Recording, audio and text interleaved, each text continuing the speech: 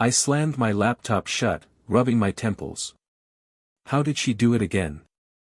I muttered under my breath. Sara's laugh floated from the next cubicle like a knife. You'll never understand how this works, do you? She said, leaning casually against her desk, smirking. Maybe I just work smarter than you. I clenched my fists. Smarter? Or sneakier? I snapped, trying not to let my frustration show. She tilted her head, feigning innocence. Oh, come on. You can't take a little competition. I wanted to scream. I had spent weeks on the Carter campaign presentation, every chart double-checked, every statistic flawless. Yet somehow, Sara had found a way to twist it, slipping her name into the praise Mr. Wallace had given me last week. I swallowed hard. Competition is one thing, deception is another. Sara shrugged, not even flinching. All's fair in business, darling. Don't take it personally. I wanted to argue, to throw every word back at her, but I knew it would do nothing. I had tried reasoning before, gently, firmly, professionally, and it always ended with her charming her way out, leaving me to stew in silence. Mr. Wallace's footsteps echoed in the hallway. Johnson, he called, a word in my office. My heart skipped. Maybe this time, finally, he would see me. I forced a calm smile as I followed him. Sit down, he said, gesturing to the leather chair opposite his massive desk. He leaned back, rubbing his temples. Sara's done impressive work on the Carter project. I hope you're keeping up. I blinked. I've been focused on my tasks, sir. The campaigns I've led have. Don't get defensive. I just expect results. Sara seems to handle herself well under pressure. Perhaps you could learn a thing or two from her style. His words stung more than I expected. I nodded silently, swallowing the bitterness rising in my throat. Back at my desk, I tried to focus, but my mind replayed every slight Sara had thrown my way. The whispered comments during meetings, the accidental credit stealing, the way she always smiled at me with that knowing look, as if I were invisible. Emily's text pinged, coffee later. You look exhausted. I typed back quickly, maybe. Busy with the Carter follow-up. Sara leaned over my partition, a malicious grin curling on her lips. Burning the midnight oil again, huh? You do know the client only cares about results, not effort, right? I gritted my teeth. I know. And I'll make sure they see mine. She laughed lightly, the sound so casual it was infuriating. Well, good luck with that. Hope you can keep up. The announcement email hit my inbox like a thunderclap, new project, promotion opportunity. Lead position available. Apply by Friday. I stared at the screen, heart racing. This was it, my chance. But Sara's name immediately popped into my mind. She would go after this like a predator. I pressed my fingers against my temples, whispering, not this time. I can't let her win again. Later, Emily leaned on my cubicle wall. You okay? You look tense. I'm fine, I lied, forcing a laugh. Just, nervous. Big opportunity. Don't let her get in your head. You deserve it. I smiled faintly, grateful for her words, though doubt lingered. Sara's cunning wasn't just a challenge, it was a threat. I could feel the tension coiling in my chest, a mix of hope and dread. This project could define my career. Or it could be yet another defeat at her hands. I leaned back, staring at the ceiling. This time, I whispered to myself, I'll do everything differently. I'll make sure she can't touch this one. I won't let her destroy me again. Sara passed by, waving cheerfully. Good luck, dear. You're going to need it. I clenched my fist, nodding without a word. Deep down, I knew one thing, this time, I wasn't just competing. This time, I was fighting for my dignity, my dreams, and finally, my chance to be seen. I thought I had prepared for everything, every chart, every statistic double-checked, every argument rehearsed. But nothing prepared me for the way Sara had already worked behind my back. "Johnson, a quick word." Mr. Wallace's voice cut through the office hum. I looked up, hopeful. "Yes, sir," I said, striding toward his office, heart hammering. He gestured for me to sit. "I've been hearing, concerning reports about your reliability on the Carter project." "What?" I blurted, stunned. "I've met every deadline." Sarah's laugh echoed from the hallway like a cruel soundtrack. I clenched my fists. "I'm just relaying what I've been told," he said. Sara mentioned a few oversights. I stared at him, unable to believe the words leaving his mouth. "Oversights? She's exaggerating. I've double-checked everything." Mr. Wallace leaned back, looking weary. "Johnson, I expect your best. I can't have personal conflicts affecting performance.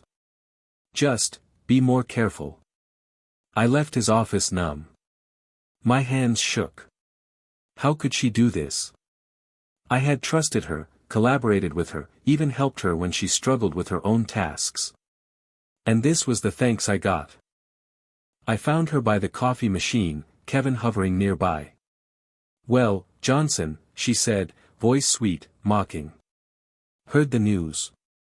"Don't pretend you don't know what you did," I snapped. Sara tilted her head, smiling innocently. "I don't know what you mean. Don't play games with me." I hissed. "You went to him behind my back, spread lies about me. How could you?" Kevin chuckled, clearly enjoying the tension. "It's just business, man. Don't take it personally." Sara leaned closer, voice low and deliberate. "Relax.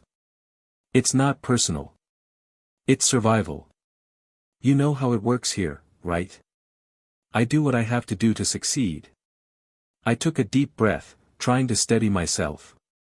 Success doesn't come at the expense of destroying someone else's career. "Oh, Johnson," she said, smirking, "you're too naive. That's not how the world works. You'll learn eventually." I felt a rush of anger, humiliation, and disbelief swirl inside me. "I trusted you. I worked with you. And this is how you repay me?" She shrugged, like it meant nothing. "Trust is a luxury. And you just weren't fast enough." I stared at her, mouth dry. The office around us felt distant, muted. Colleagues glanced over, sensing the tension but saying nothing. Some eyes held sympathy. Some avoided mine. "What do I do now?" I muttered under my breath. "Whatever keeps you sane," Kevin said, grinning. "Or try not to take it personally. Doesn't matter who gets the lead anyway." I wanted to scream at him too, but my energy had drained into fury and shock. Later, in the conference room, Mr. Wallace announced the project assignment. My stomach dropped as Sara's name was called. My mind screamed, my heart pounded, and I could barely follow the rest of the meeting. I nodded politely, forcing a smile as she strutted past me. I could feel their stares. I could feel the shame, the humiliation. My hands clenched into fists under the table. Sara leaned over, whispering with a grin. "Better luck next time, dear." I wanted to hit her. I wanted to shout, to tear the office apart. Instead, I forced a calm nod. "Congratulations," I said, voice tight. She laughed softly. "Thank you. You'll get there, eventually. Maybe." Back at my desk, I stared at my screen, unable to focus. The numbers, charts, and emails blurred together. Every effort I had made, every late night, every extra hour, it all felt meaningless. Emily slid into the seat across from me. "You okay?" she asked, eyes full of concern. I don't know," I admitted, my voice shaking. "I can't believe she did this. I thought I was careful. I thought I could trust her. Emily placed a hand on mine. You're good at what you do. Don't let her actions define you. This isn't the end. I nodded numbly, but the anger lingered. It's more than that. It's humiliation, betrayal. I don't know if I can trust anyone anymore. I know, Emily said softly. But you will. You just have to breathe first. Later, I caught Sara in the hallway, her posture perfect, her grin smug. She glanced at me, slow, deliberate, almost savoring my defeat. See you at the next meeting, dear. Try not to embarrass yourself again. I clenched my teeth, refusing to respond. Inside, my mind was a storm, rage, disappointment, disbelief, and a dark spark of resolve. Kevin passed by, smirking. Enjoying the show? He asked. I didn't answer. I couldn't. My pride had been bruised, my trust shattered, but somewhere deep inside, I felt the first flicker of determination. I would not let this stand. Not forever. I leaned back, staring at the ceiling, the hum of the office around me fading. This isn't over, I whispered. Not by a long shot. I shut the door behind me and sank into my chair, staring at the blank wall. The events of the day played over and over in my mind like a broken record. I can't believe she did that, I muttered aloud, though the apartment was empty. Emily's text pinged, "You okay?" I stared at it, fingers hovering. Finally, I typed back, "Not really. Can we meet?" 20 minutes later, she was on my couch, coffee in hand. "Talk to me," she said gently. I don't know what to do anymore," I admitted. "Everything I worked for, gone." She lied, twisted the truth, and somehow, everyone believes her. Emily sighed, sitting down across from me. "I know. It's not fair. But revenge isn't the answer, not yet. You'll just get burned if you act out of anger." "I don't know if I can stop thinking about it," I said, running my hands through my hair. I keep replaying every moment, every conversation. Did I say the wrong thing?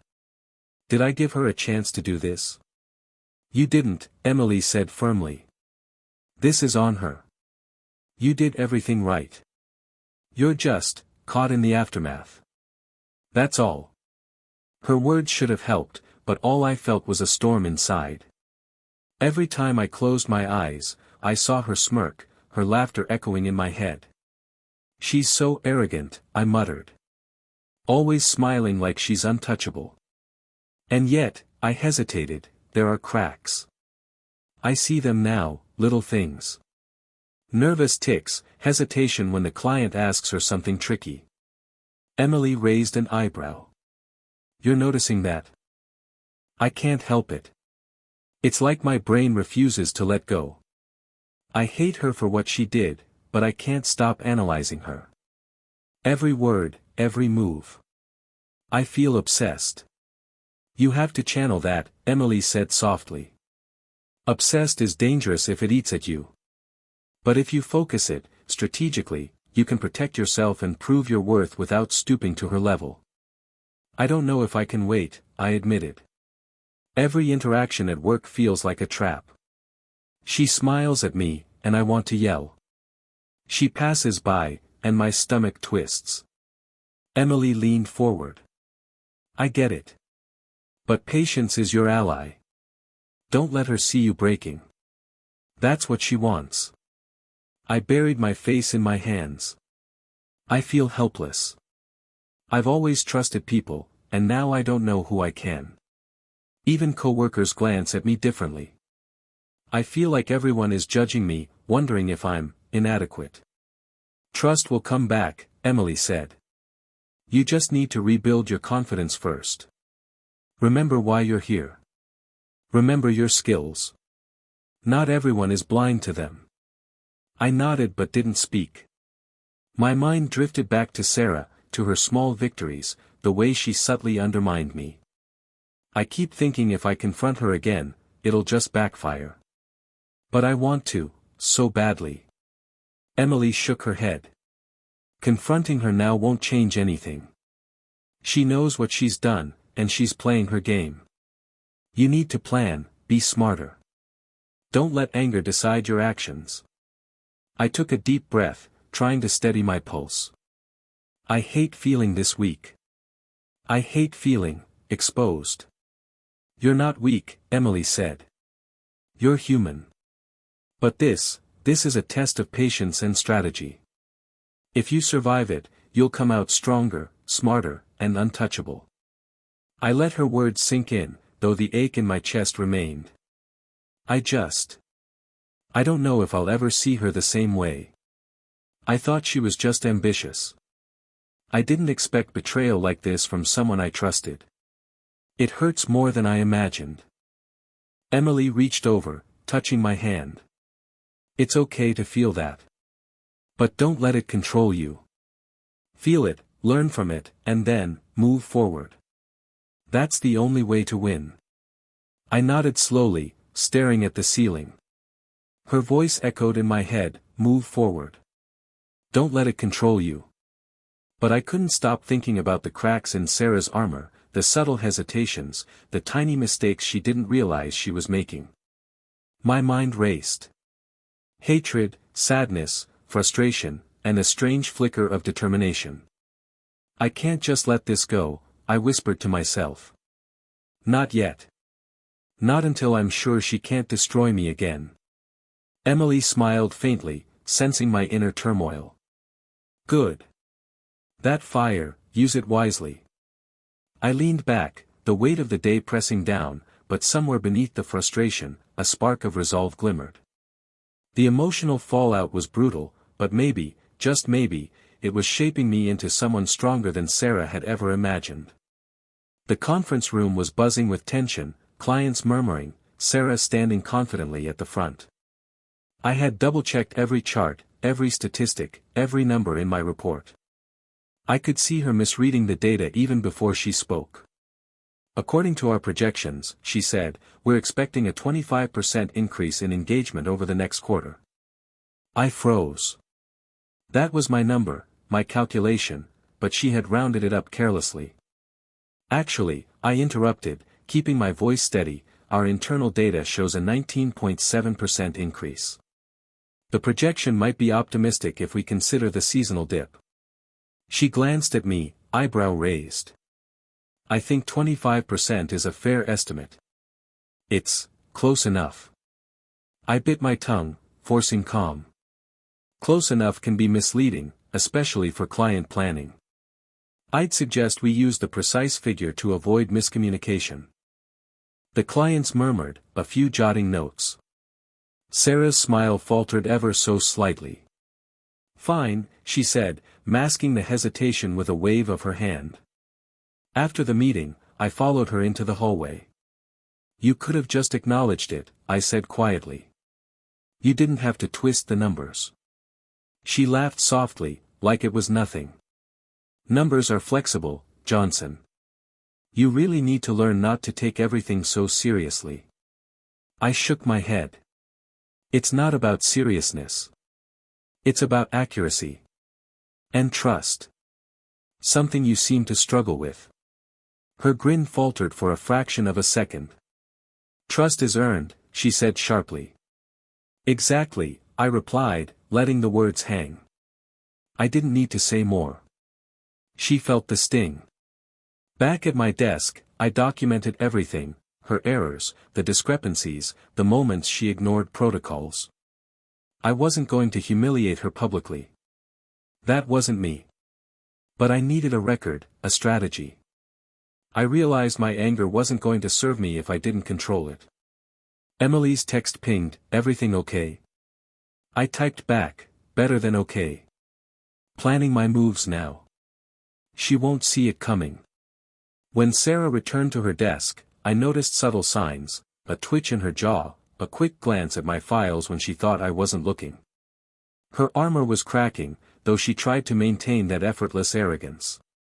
Kevin leaned over to her, whispering something, and I caught her nod nervously, almost too quickly. My chest tightened, not with fear, but with understanding. I could see the threads of their control unraveling, and I felt the first spark of empowerment in weeks. Later, in the break room, she passed by, her voice smooth. "You seemed unusually attentive today, Johnson. Trying to steal the spotlight?" I smiled faintly, calmly sipping my coffee. "I'm just doing my job. Accuracy matters more than appearances." Her eyes narrowed, just slightly, the first real sign of irritation I'd seen in her. "Careful, Johnson. Don't get too cocky." I let her warning pass. "I'm not worried about being cocky. I'm worried about doing my work right." The rest of the afternoon was a blur of meetings, client calls, and internal updates. But I noticed a subtle shift in myself. I no longer flinched at her smirk, no longer felt that pit of anxiety when she walked into a room. I was calm, measured, thinking strategically. I could anticipate her moves, predict the small errors she might make, and prepare without being impulsive. Emily's message pinged again, "You sound different. Stronger." I chuckled softly, replying, "I am. I'm done reacting emotionally. Now, it's all strategy."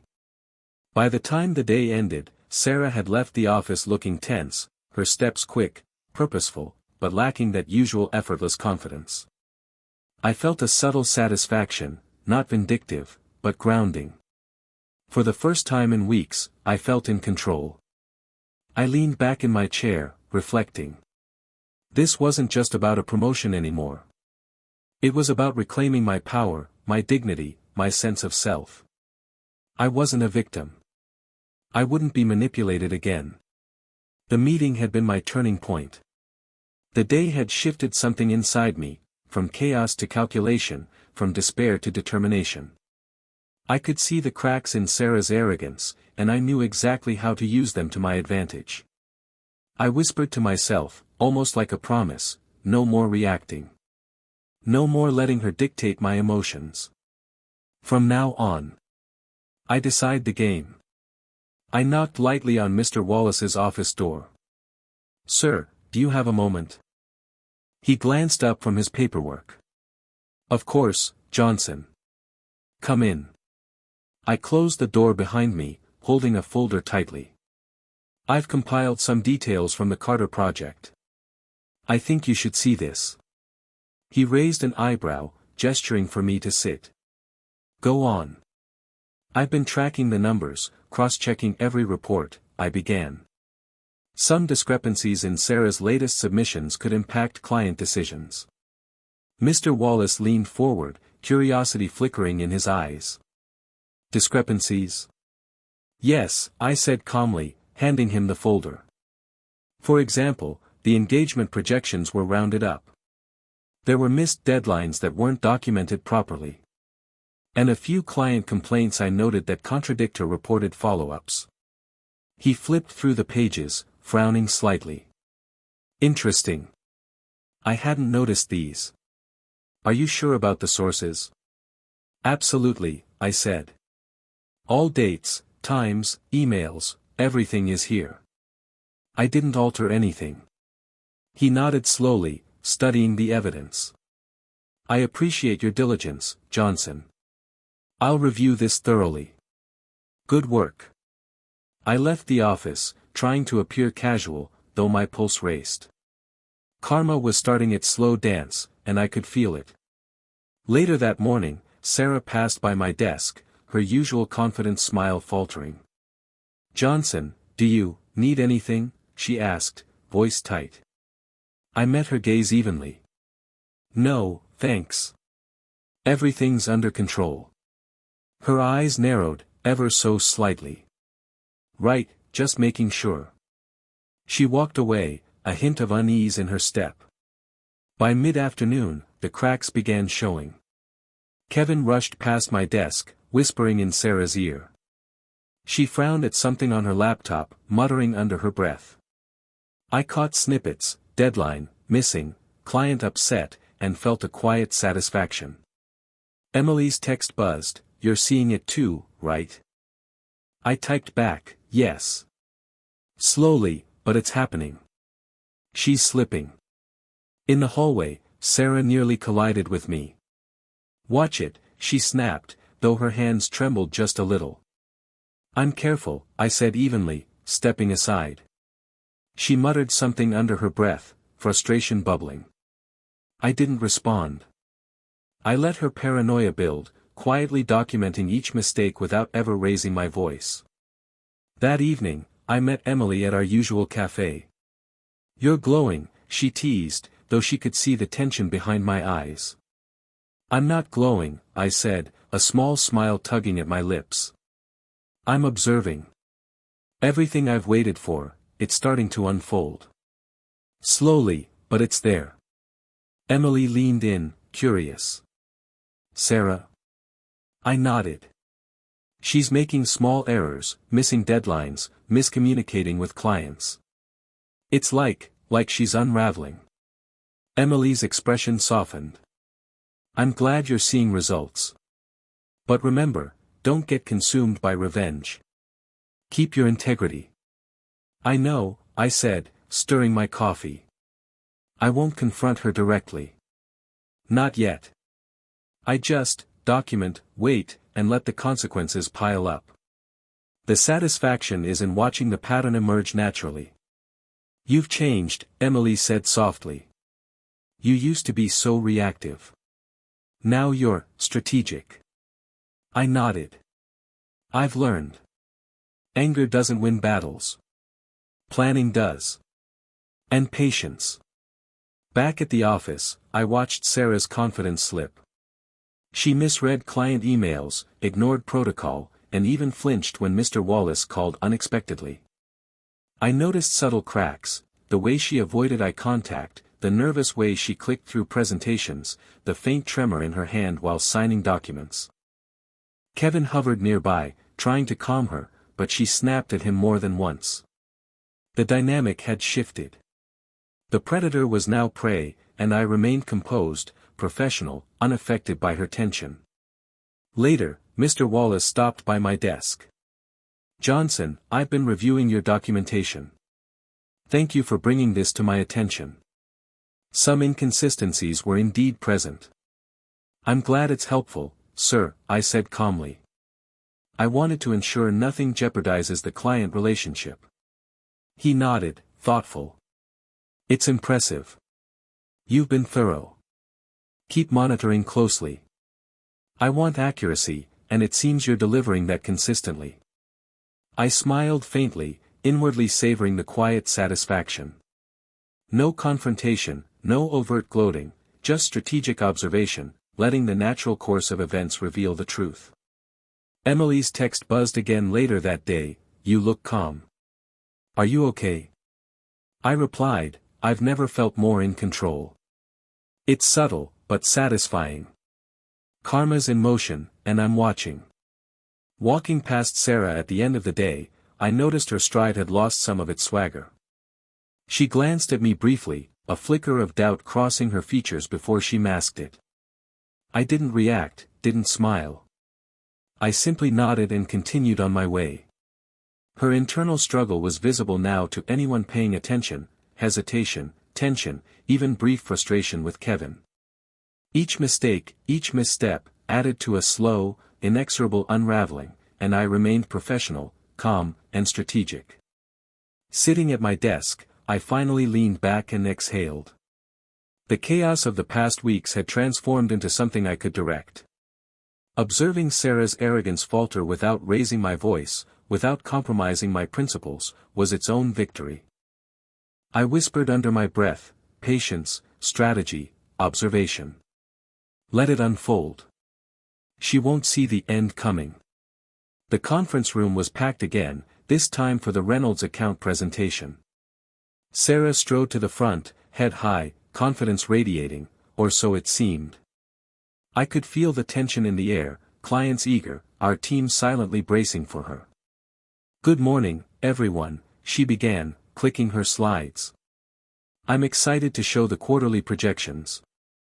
I watched carefully. She misread the numbers immediately, misrepresenting the revenue growth I had painstakingly verified. I could see her falter, even slightly, but she tried to cover it with a laugh. Actually, I said, standing, my voice calm, the projected revenue growth is 18.9%, not 24%. I double-checked the numbers and included client trends in the calculation. Her smile wavered. That, oh, well, it's still a good estimate, right? Accuracy matters more than estimation, I replied evenly. Clients depend on precise data to plan next quarter's strategy. Mr. Wallace's head snapped up, eyes narrowing. Sara, did you verify these numbers? She hesitated, eyes darting to me and back to her laptop. I thought the numbers were correct.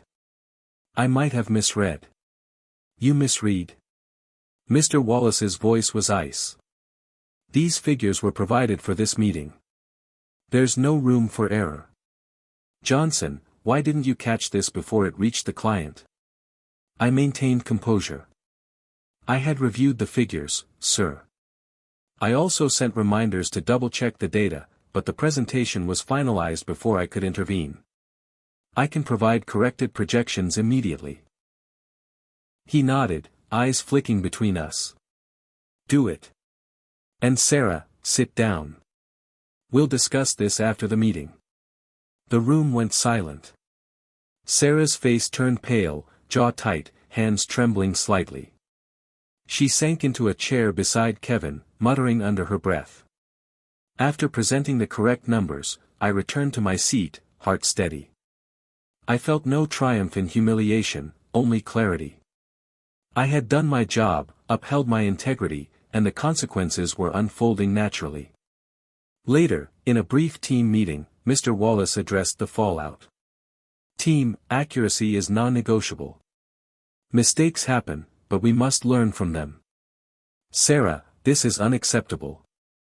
I understand, sir, she whispered, voice barely audible.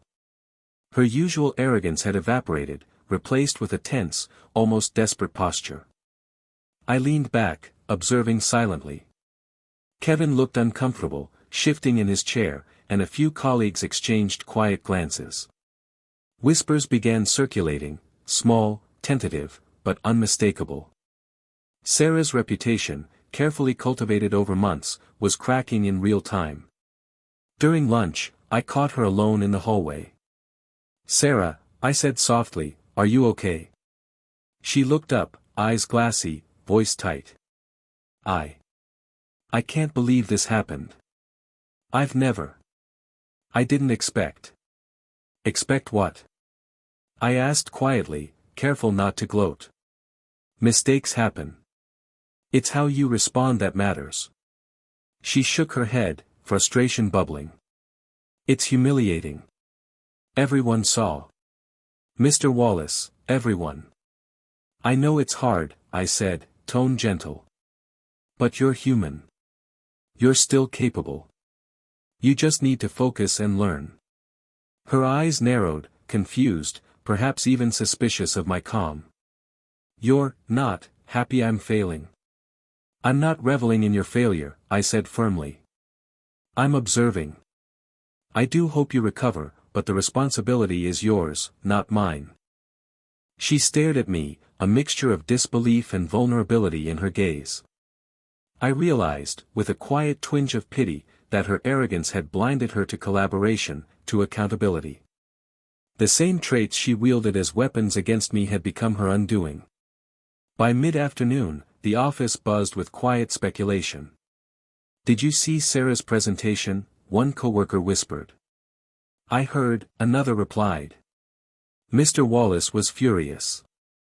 Johnson handled it professionally, though. I stayed at my desk, answering emails, maintaining calm. I didn't need to comment, to assert superiority. The shift was visible to everyone.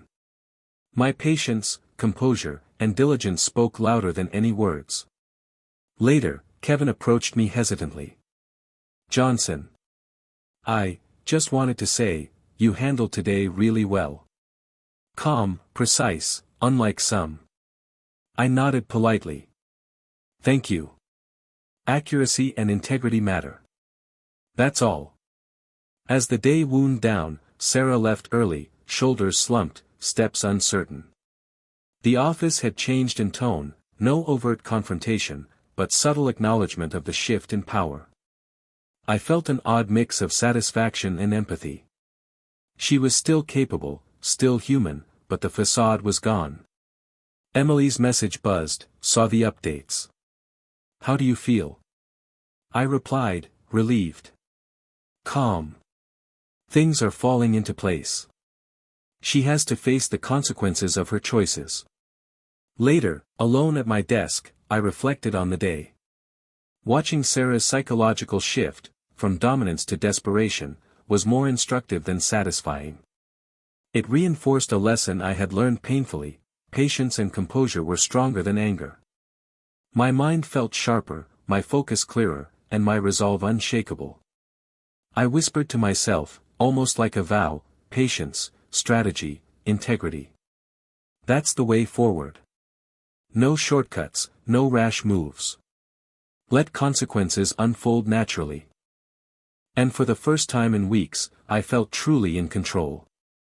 I didn't expect Mr. Wallace to call me in personally, but his office door was open, and he motioned me inside with a small, serious smile. "Johnson, take a seat." I complied, heart racing. "Yes, sir." He gestured to the chair across from his desk. "I've reviewed the Carter and Reynolds projects. Your diligence, attention to detail, and professionalism have been exceptional." I swallowed, keeping my composure. "Thank you, sir. I just try to do my best." He leaned back, steepling his fingers. "I've decided to offer you the senior manager position. Effective immediately." I blinked. I don't know what to say. "Thank you, sir. I've waited for this opportunity for years." "You've earned it," he said firmly. "Your consistency, your strategic thinking, and your ability to remain calm under pressure, especially with recent events, made the decision easy." I felt a surge of emotion, vindication, relief, disbelief. I had imagined this moment countless times, but experiencing it firsthand was overwhelming. "I promise to uphold your trust and lead the team responsibly." Mr. Wallace nodded. "I have no doubt. Congratulations, Johnson." After leaving his office, I wandered through the hallway, trying to process the news. Whispers followed me, colleagues exchanging knowing glances, but I kept my head high, heart steady. I had finally achieved what I had worked for without sacrificing integrity. Sara appeared at the end of the hall, escorted by Kevin. Her shoulders slumped, expression tight, eyes darting around nervously. "Johnson," she said softly, almost a whisper. "Can we talk?" I paused, then nodded. "Yes. Let's step into the break room." Inside, I leaned against the counter while she fidgeted, avoiding eye contact. "I know today has been difficult," I began carefully. It's humiliating," she admitted, voice trembling. "I never expected this, everything falling apart so fast." I met her gaze steadily. "You made choices, Sara. Decisions that affected the team, the clients, and ultimately yourself. Mistakes were made, but there are lessons in every failure." She swallowed hard. I see that now. I let ambition blind me. I underestimated people." "Exactly," I said softly. "It's a hard lesson, but a valuable one. I don't hold personal grudges. I hope you reflect on what happened and grow from it." Her lips trembled, a flicker of regret passing through her eyes. You're not gloating." I shook my head. "There's no need. Karma unfolded naturally. I stayed professional. That's how real victories are won." She nodded, quiet, absorbing the words. I'm sorry, truly. I didn't realize the impact of my actions until everything collapsed. I let the moment linger, not pressing further. Take this time to reflect, Sara. Learn, adapt, and return stronger. Or, At least, wiser. She looked down, a deep sigh escaping her. I will. Thank you, for being fair. The conversation ended, leaving a strange calm in the room. I felt neither triumph nor superiority, only clarity. My path forward was clear, and I had navigated the chaos without losing myself. Later, Emily called, excitement lacing her voice. You got it. I knew you would. I did, I said, a small smile tugging at my lips. It feels surreal, but right. I didn't have to compromise or react recklessly. I just stayed consistent and professional. I'm so proud of you, she said warmly. You handled everything with integrity. Thank you, I replied. That matters more than revenge or temporary satisfaction. I feel vindicated, but also calm. I'm ready for this next step. Back at my desk, I updated my files, organized my calendar, and drafted notes for my new responsibilities. The office hummed quietly around me, yet I felt a sense of control I had never experienced before. Walking past Sara's empty desk, I reflected on our brief conversation. There was regret, yes, but also the faint hope that she would learn from this.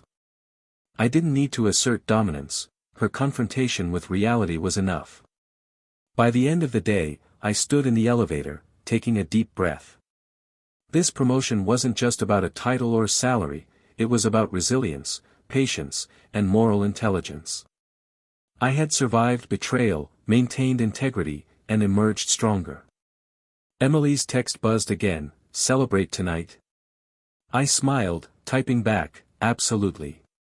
Tonight, we honor strategy, patience, and staying true to ourselves. As the elevator doors closed, I whispered under my breath, almost like a vow, this is only the beginning. I won't forget what I've learned. Integrity and patience always win in the end.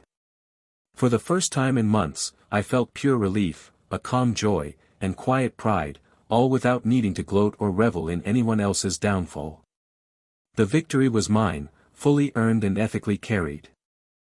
I sat at my desk late in the evening, the office quiet except for the hum of the air conditioner. The promotion plaque gleamed faintly in the corner of my workspace, but I barely noticed it. I was thinking about the journey, the betrayal, the long nights, the constant tension with Sara. Emily's text buzzed, how's the new senior manager feeling? I typed back, tired, reflective, but grateful.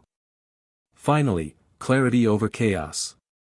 A few minutes later, she called. Johnson. I've been waiting to hear your thoughts. Emily, I said, smiling into the phone. It's surreal, honestly. I got the promotion, but it feels less about victory and more about understanding what really matters. She laughed softly. I know what you mean. So, are you going to gloat about Sara? No, I said firmly. I've realized that karma and consequence aren't about me celebrating someone else's downfall. They're about maintaining integrity, staying patient, and letting truth reveal itself. Wow, she said, impressed. You sound calm. Different. I am, I admitted. I've learned patience, observation, and strategy. I don't feel anger anymore, just clarity. And pity, honestly. Sara's mistakes were her own making. Emily chuckled. Pity, huh? That's a new one. It's not spiteful, I explained. It's understanding that some people sabotage themselves through arrogance. She was skilled, but blinded by ambition. That's her lesson, not mine. So, what's next? Emily asked. Now that you're at the top of the team. I paused. Mentorship, mostly. I want to guide others, help them navigate office politics without losing themselves. Avoid the traps I fell into and rise through competence, not manipulation. That's inspiring, she said warmly. You've grown a lot. I knew you'd handle this with integrity, but even I didn't imagine this level of emotional maturity. I had to, I said simply. I spent too long reacting emotionally. Now I see the value of control and measured action. And of course, hard work. Emily's voice softened. I'm proud of you. Seriously. You've turned betrayal into growth, and that's rare. I smiled, leaning back in my chair. Thanks, Emily. You've been part of that growth too, keeping me grounded, reminding me not to let anger dictate my actions. Of course, she said. Friends do that. So, what about Sara? Any thoughts beyond pity? I sighed, letting a small chuckle escape. She's no longer a threat. She'll have to confront her choices alone. I hope she learns, but I'm detached now. I don't want to waste energy resenting her. That's healthy, Emily said. Much healthier than most people in your position would manage. I suppose, I said. It's strange, though. All those months of tension, sleepless nights, and worry, and now it's quiet. The chaos has resolved itself, and I feel free. Free to focus on growth rather than revenge. Emily hummed in agreement. So, plans for the team? Or yourself? Both, I said. I want to build a culture of trust and accountability. And personally, I want to maintain balance. No more obsession over office politics. Focus on work, integrity, and mentoring. That sounds like a solid plan, she said. And you're not just talking, your actions back it up. People are already noticing your leadership style. I leaned forward, resting my elbows on the desk. I hope so. I want people to succeed because of their skills, not favoritism or manipulation. That's how I survived this situation. I relied on competence and patience. Emily laughed softly. You've come a long way. I'm glad I got to watch it. I couldn't have done it without you, I admitted honestly. Your advice, perspective, and support kept me from making mistakes I'd have regretted. Silence lingered for a moment over the line, comfortable, reflective. You're in a good place now, Johnson, she said finally. I think I am, I said. It's bittersweet, though. I've achieved what I wanted, but not in the way I imagined. I've learned lessons that success alone never teaches. Integrity, patience, observation, and the value of empathy even toward those who betray you. Emily chuckled softly. Sounds like you're ready for anything now. I hope so, I said, glancing around the empty office. I'm ready to move on, help others, and finally leave the bitterness behind. That's the real reward, growth, clarity, and peace of mind. We said our goodbyes, and I ended the call feeling lighter than I had in months. Sitting there, alone, I realized the truth I'd discovered: victories are sweetest when they're earned with patience, morality, and emotional intelligence. I whispered quietly to myself, a final affirmation: this is the beginning of something better. I survived betrayal, preserved integrity, and now I move forward. Stronger, wiser, and free. And for the first time in months, I smiled, not in triumph over someone else, but in quiet satisfaction over my own growth. I hadn't expected to see Sara again. Life had moved forward, projects, meetings, mentorships, and a calm satisfaction that came from finally trusting my own judgment. But there she was, walking into the cafe where I had agreed to meet Emily for lunch, her posture heavy, eyes downcast. I felt nothing sharp, no old anger, only a quiet curiosity. Emily, I said, nodding at my friend as she waved from the corner table, I'll be right there. Something's familiar about that woman. Emily glanced over and frowned slightly. Oh, you mean her? I followed her gaze. Sara. Once untouchable, now appearing small, her aura stripped of the arrogance that had once made her so imposing. Yes, I said softly. She's changed, or maybe life just caught up with her. Emily shrugged. Should we do anything? No, I said immediately. Not this time. I want to see it for myself. Sometimes, people need to face consequences without intervention. It teaches lessons words cannot. As I sipped my coffee, Sara passed by our table, not recognizing me at first. When her eyes flicked up, they widened in recognition, and for a moment, her confident facade faltered. "Johnson," she said, almost hesitantly. I looked up, calm and composed. "Sara," I replied. My tone was neutral, almost warm. "It's been a while." She swallowed hard, glancing at Emily awkwardly before returning her gaze to me. I didn't expect to see you here." "I suppose not," I said. "Life has a way of bringing people face to face with their past." Sara nodded, twisting her hands together. I've been trying to rebuild. It's not easy." "I can imagine," I said quietly. "Ambition is powerful, but it can blind us. Sometimes we don't see the consequences until they hit." Her eyes filled slightly with an emotion I hadn't expected, regret. "I see that now. I let it get the better of me. I hurt people along the way, including you." I leaned back, letting the moment settle. "You did," I admitted. "But I don't hold grudges anymore. I've moved past it." Her lips trembled, a faint, almost shy smile forming. I hoped you'd forgive me." I nodded slowly. "Forgiveness isn't necessary for me. I've learned to let go, not for her, not for him, but for myself. I can acknowledge what happened without letting it control my emotions." Sara's eyes flickered down, ashamed.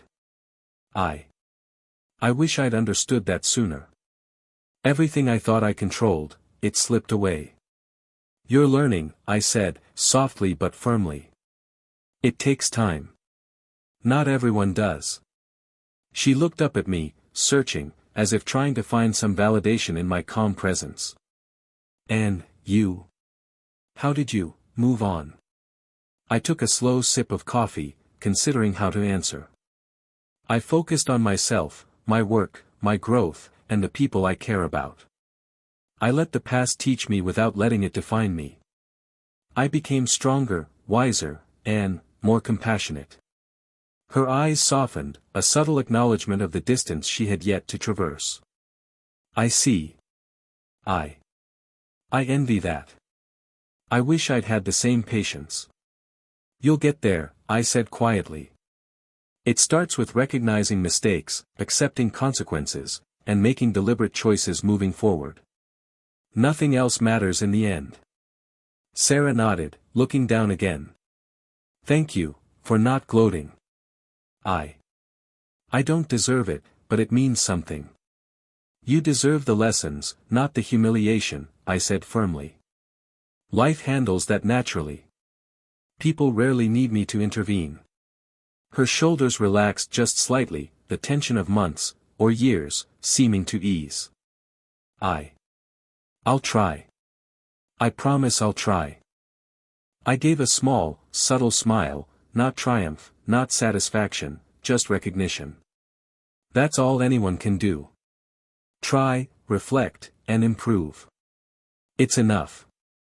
We lingered in quiet acknowledgement for a moment. Then she murmured, almost to herself, "Goodbye, Johnson." I nodded. "Goodbye, Sara. Take care of yourself." As she walked away, I felt a strange weight lift. It wasn't joy or schadenfreude, it was closure, subtle and profound. Watching her face reality, owning her consequences, and knowing I had survived without losing my integrity, that was the real victory. Emily leaned closer, whispering, "You okay?" I smiled, a calm, assured smile. "I am." Seeing her, it's bittersweet, but it's closure. Life taught lessons, and I respected them without letting anger dictate me. That's peace. Emily nodded approvingly. "You've come a long way." "I have," I said, watching Sara disappear through the cafe doors. "I've survived betrayal, maintained integrity, and emerged stronger. More importantly, I've learned to focus on my future, my career, my happiness, my personal growth. Nothing else matters. Emily raised her coffee in a small toast. To growth, patience, and integrity. I clinked my cup gently against hers.